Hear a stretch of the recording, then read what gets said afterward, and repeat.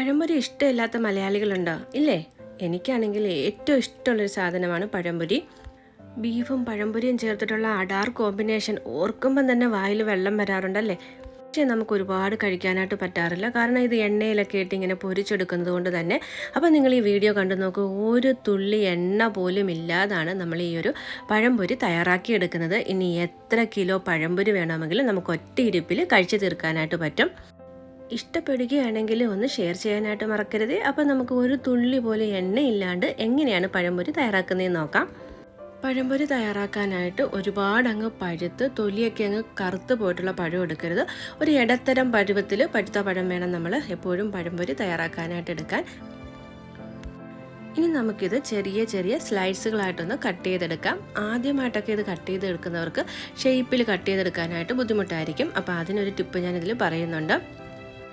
ആദ്യം തന്നെ നമുക്ക് പഴത്തിൻ്റെ മുകൾ ഭാഗവും താഴ്ഭാഗവും ഇതുപോലെ ഒന്ന് കട്ട് ചെയ്ത് കൊടുക്കണം. അതിനുശേഷം നമ്മൾ തൊലി കളയുന്നില്ല, തൊലിയോട് കൂടി തന്നെ മുകളിൽ നിന്ന് ഇതുപോലെ ഒന്ന് കട്ട് ചെയ്തെടുത്താൽ മതി. നല്ല പെർഫെക്റ്റ് ഷേപ്പിൽ നമുക്ക് കിട്ടും.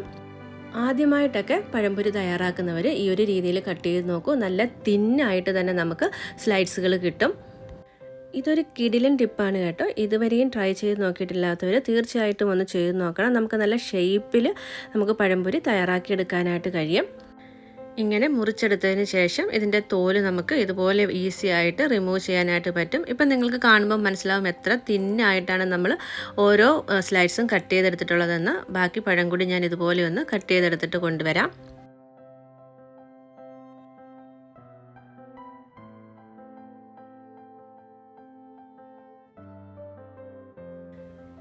ഞാനിപ്പം നമുക്ക് ആവശ്യമുള്ള അത്രയും പഴം കട്ട് ചെയ്തെടുത്തിട്ടുണ്ട്. ഇപ്പം നിങ്ങൾക്ക് കാണുമ്പം മനസ്സിലാവും എത്ര തിന്നായിട്ടാണ് ഓരോ സ്ലൈഡ്സും നമ്മൾ കട്ട് ചെയ്തെടുത്തിട്ടുള്ളതെന്ന്.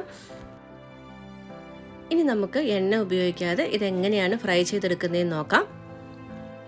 ഇനി നമുക്ക് പഴംപൊരി തയ്യാറാക്കാൻ ആവശ്യമായിട്ടുള്ള ബാറ്റർ തയ്യാറാക്കിയെടുക്കാം. ഞാൻ നേരത്തെ പറഞ്ഞല്ലോ ഇതൊരു ഹെൽത്തി വെർഷനാണെന്ന്. അതുകൊണ്ട് തന്നെ ഞാൻ ഈ ബാറ്റർ തയ്യാറാക്കിയെടുക്കുന്നത് ഗോതമ്പ് മാവിലാണ്. ഏകദേശം 1 കപ്പ് ഗോതമ്പ് മാവ് ഞാനൊരു ബൗളിലേക്ക് എടുത്തിട്ടുണ്ട്. ഇനി ഇതിലേക്ക് ഞാൻ ചേർത്ത് കൊടുക്കുന്നത് 1.5 ടേബിൾ സ്പൂണോളം പഞ്ചസാരയാണ്. പഴത്തിൻ്റെ മധുരം നോക്കിയിട്ട് നമുക്ക് ആവശ്യാനുസരണം പഞ്ചസാര ചേർത്ത് കൊടുക്കാം. എൻ്റെ പഴത്തിന് കുറച്ച് മധുരം കുറവുള്ളത് കൊണ്ടാണ് ഞാൻ 1.5 ടേബിൾ സ്പൂൺ ചേർത്ത് കൊടുത്തത്. ഇനി ഇതിലേക്ക് ഞാൻ ചേർത്ത് കൊടുത്തത് ഒരു പിഞ്ച് ഉപ്പാണ്, ടേസ്റ്റൊക്കെ ഒന്ന് ബാലൻസ് ആവാൻ വേണ്ടി. ഇനി നമുക്ക് തട്ടുകടയിലൊക്കെ കിട്ടുന്നത് പോലെ നല്ല ഗുണ്ടുമണി പോലെ ഇരിക്കുന്ന പഴംപൊരി കിട്ടാനായിട്ടൊരു സീക്രട്ട് ഉണ്ട്. അതിന് നമുക്ക് വേണ്ടത് ഒരു 2-3 ടേബിൾ സ്പൂണോളം നല്ല പുളിച്ച ദോശമാവാണ്.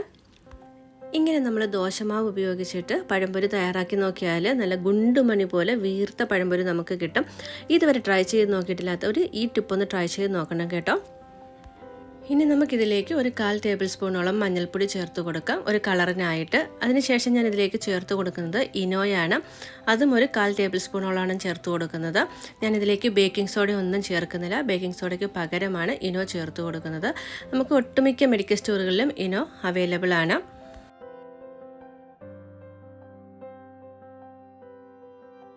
പിന്നെ നമുക്ക് ഭംഗിക്കായിട്ടും ഒരു ടേസ്റ്റിനായിട്ടും ഒക്കെ 1 ടേബിൾ സ്പൂണോളം കറുത്ത എള്ള് കൂടി ഒന്ന് ചേർത്ത് കൊടുക്കണം. ഇതെല്ലാം നല്ലതുപോലെ ഒന്ന് മിക്സ് ചെയ്തിട്ട് ആവശ്യത്തിന് വെള്ളം ഒഴിച്ച് നമുക്ക് ഒരു തിക്ക് കൺസിസ്റ്റൻസിയിലുള്ള ബാറ്റർ തയ്യാറാക്കിയെടുക്കണം.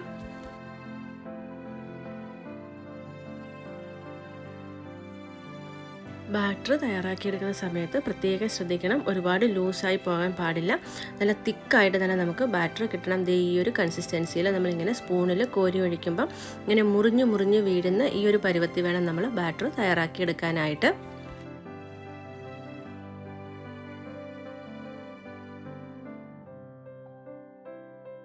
ഇനി നമുക്ക് ഓയിൽ ചേർക്കാതെ പഴംപൊരി എങ്ങനെയാണ് ഫ്രൈ ചെയ്തെടുക്കുന്നതെന്ന് നോക്കാം. അതിനായിട്ട് ഞാനൊരു ഇരുമ്പ് ചട്ടി ചൂടാക്കാനായിട്ട് വെച്ചിട്ടുണ്ട്. നമ്മൾ കേക്കൊക്കെ ബേക്ക് ചെയ്തെടുക്കുമല്ലോ, ഒരു കടായിൽ പ്രീ ഹീറ്റ് ചെയ്തൊരു ഓവൻ സെറ്റപ്പൊക്കെ തയ്യാറാക്കി എടുത്തിട്ട് അതേ രീതിയിൽ തന്നെയാണ് നമ്മളിവിടെ പഴംപൊരിയും തയ്യാറാക്കിയെടുക്കുന്നത്.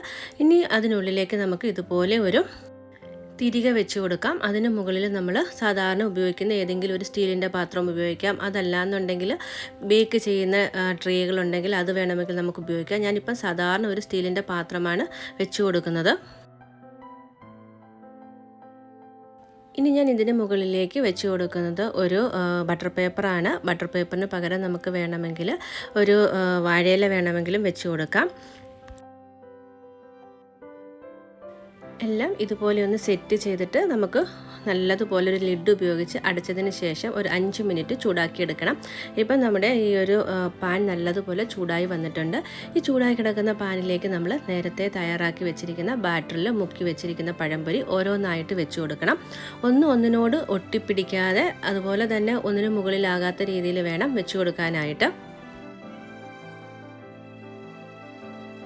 കൊളസ്ട്രോൾ ഉള്ളവർക്കും അതുപോലെ തന്നെ ഡയറ്റ് ഫോളോ ചെയ്യുന്നവർക്കും വെയിറ്റ് ലോസ് മാനേജ്മെൻറ്റിലിരിക്കുന്നവർക്കുമൊക്കെ ഈ രീതിയിൽ പഴംപൊരി തയ്യാറാക്കി കഴിക്കാവുന്നതാണ്. ഇതിൽ നമ്മൾ ഒരു തുള്ളി പോലും എണ്ണ ചേർക്കുന്നില്ല. അതുപോലെ തന്നെ നമ്മൾ മൈദമാവിലല്ല ഇത് തയ്യാറാക്കിയെടുക്കുന്നത്, ഗോതമ്പ് മാവിലാണ്. ബേക്കിംഗ് സോഡ ഒന്നും ചേർക്കുന്നില്ല. അതൊക്കെ കൊണ്ട് തന്നെ ഇത് 100% ഹെൽത്തിയാണ്. ഇനി നമുക്കിത് ഇതുപോലെ ലിഡ് ഉപയോഗിച്ച് അടച്ചതിന് ശേഷം നല്ലതുപോലെ ഇതൊന്ന് കുക്ക് ചെയ്തെടുക്കണം. ഒരു 5-10 മിനിറ്റ് കഴിയുമ്പോഴേക്കും നമ്മുടെ പഴംപൊരി റെഡി ആയിട്ടുണ്ട്. വെന്തോന്നറിയാനായിട്ട് ഇത് ഇതുപോലെ നമ്മളൊന്ന് തൊട്ട് നോക്കുകയാണെങ്കിൽ കയ്യിലൊന്നും പറ്റിപ്പിടിക്കുന്നില്ല എങ്കിൽ നമ്മുടെ പഴംപൊരി റെഡി ആയിട്ടുണ്ട്. ഇനി നമുക്ക് ഫ്ലെയിം ഓഫ് ആക്കിയിട്ട് ഇതുപോലെ അടച്ച് വെച്ച് ഒന്ന് തണുക്കാനായിട്ട് വെക്കാം. തണുത്ത് കഴിഞ്ഞാൽ നമുക്ക് ഈ ഒരു ബട്ടർ പേപ്പറിൽ നിന്ന് പഴംപൊരി മാറ്റിയെടുക്കാവുന്നതാണ്. എന്തായാലും നിങ്ങളിതൊന്ന് ട്രൈ ചെയ്ത് നോക്കൂ, തീർച്ചയായും നിങ്ങൾക്ക് ഇഷ്ടപ്പെടും. 100% ഹെൽത്തിയാണ്. നിങ്ങൾക്കിത് കാണുമ്പം തന്നെ മനസ്സിലാവും എത്രത്തോളം നമ്മൾ ഹെൽത്തി ആയിട്ടാണ് ഇത് തയ്യാറാക്കിയെടുത്തതെന്ന്.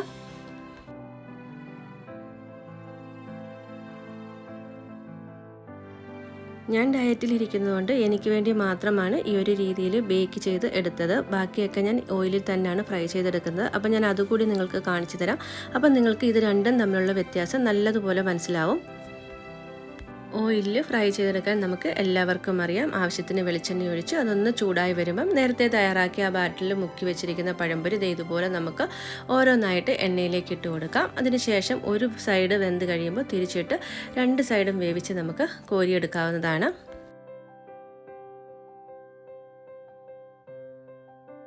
ആദ്യമായിട്ട് തയ്യാറാക്കുന്നവരാണെങ്കിൽ എണ്ണ നല്ലതുപോലെ ചൂടായതിന് ശേഷം മീഡിയം ഫ്ലെയിമിലാക്കിയിട്ട് വേണം നമ്മൾ പഴംപൊരി ഇട്ട് കൊടുക്കാനായിട്ട്. ഇപ്പം നമ്മൾ എണ്ണയിലും വറുത്ത് കോരിയെടുത്തിട്ടുണ്ട്. ഇനി നമുക്കിത് രണ്ടും തമ്മിലുള്ള വ്യത്യാസം ഒന്ന് നോക്കാം. രണ്ടും നമുക്ക് കാഴ്ചയിൽ ഏകദേശം ഒരുപോലെയൊക്കെ തന്നെയാണ്. ഈ സൈഡിലിരിക്കുന്നത് നമ്മൾ എണ്ണയിൽ വറുത്ത് കോരിയെടുത്തിട്ടുള്ളതാണ്. ഇപ്പുറത്തെ സൈഡിൽ ഇത് നമ്മൾ അല്ലാണ്ട് എണ്ണ ചേർക്കാതെ ബേക്ക് ചെയ്തെടുത്തിട്ടുള്ളതാണ്. കാഴ്ചയിൽ മാത്രമല്ല കേട്ടോ, രുചിയുടെ കാര്യത്തിലും ഏകദേശം ഒരുപോലൊക്കെ തന്നെയാണ്. പിന്നെ എണ്ണയിൽ നമ്മൾ വറുത്ത് കോരിയെടുക്കുമ്പോൾ കുറച്ചും കൂടി ഒരു ടേസ്റ്റൊക്കെ ഉണ്ടാവുമല്ലോ, കുറച്ച് ക്രഞ്ചിനെസ്സും അതുപോലെ തന്നെ കുറച്ചും കൂടി ജ്യൂസിയൊക്കെ ആയിരിക്കും. അതുപോലെ ആയിരിക്കില്ലല്ലോ നമ്മൾ ബേക്ക് ചെയ്തെടുക്കുന്നത്. അത്രയൊരു വ്യത്യാസം മാത്രമേ ഉള്ളൂ. അല്ലാണ്ട് വലിയ രീതിയിലുള്ള ടേസ്റ്റ് വ്യത്യാസങ്ങളൊന്നും തന്നെയില്ല. അപ്പം നിങ്ങൾ ഹെൽത്തി ആയിട്ടൊക്കെ ഡയറ്റ് ഫോളോ ചെയ്യുന്നവരൊക്കെ ഈ ഒരു രീതിയിൽ പഴംപൊരി തയ്യാറാക്കി നോക്കൂ. എന്നിട്ട് നിങ്ങളുടെ വാല്യുബിൾ ആയിട്ടുള്ള ഫീഡ്ബാക്ക് അറിയിക്കാനായിട്ട് മറക്കരുതേ. അപ്പോൾ നമുക്ക് ഈ ഒരു വീഡിയോ വൈൻഡപ്പ് ചെയ്യാനായിട്ട് സമയമായിട്ടുണ്ട്. വീഡിയോ ഇഷ്ടപ്പെട്ടിട്ടുണ്ടെങ്കിൽ തീർച്ചയായും ഫ്രണ്ട്സിനും ഫാമിലിക്കും ഒക്കെ ഒന്ന് ഷെയർ ചെയ്യാനായിട്ട് മറക്കരുത്. കാരണം ഇത് നല്ല ഹെൽത്തി ആയിട്ടുള്ളൊരു റെസിപ്പിയാണ്. അതുകൊണ്ട് തന്നെ എല്ലാവരിലേക്കും എത്താനായിട്ട് നിങ്ങൾ ഷെയർ ചെയ്യാനായിട്ട് മറക്കില്ലല്ലോ. ഒപ്പം തന്നെ നമ്മുടെ ചാനൽ ആദ്യമായിട്ടാണ് കാണുന്നതെങ്കിൽ ഒന്ന് സബ്സ്ക്രൈബ് ചെയ്യാൻ, തൊട്ടടുത്ത് കാണുന്ന ബെല്ലൈക്കൻ എനേബിൾ ചെയ്യാനും മറക്കരുതേ. ബെല്ലൈക്കൻ എനേബിൾ ചെയ്യുന്ന ടൈമിൽ ഓൾ എന്ന ഓപ്ഷൻ തന്നെ പ്രസ് ചെയ്യണം. അപ്പോൾ മാത്രമാണ് ഞാനിടുന്ന വീഡിയോയുടെ നോട്ടിഫിക്കേഷൻ നിങ്ങൾക്ക് കിട്ടുകയുള്ളൂ. ഇതുപോലെ ഒരു തുള്ളി പോലും എണ്ണ ചേർക്കാതെ ഒരുപാട് റെസിപ്പീസുകൾ ഓൺഗോയിങ്ങിലാണ്. പെട്ടെന്ന് തന്നെ ഞാൻ അപ്ലോഡ് ചെയ്യുന്നതാണ്. അപ്പോൾ ഇനി അടുത്തൊരു വീഡിയോയിൽ കാണുന്നവരേക്കും ടേക്ക് കെയർ, ബൈ ബൈ.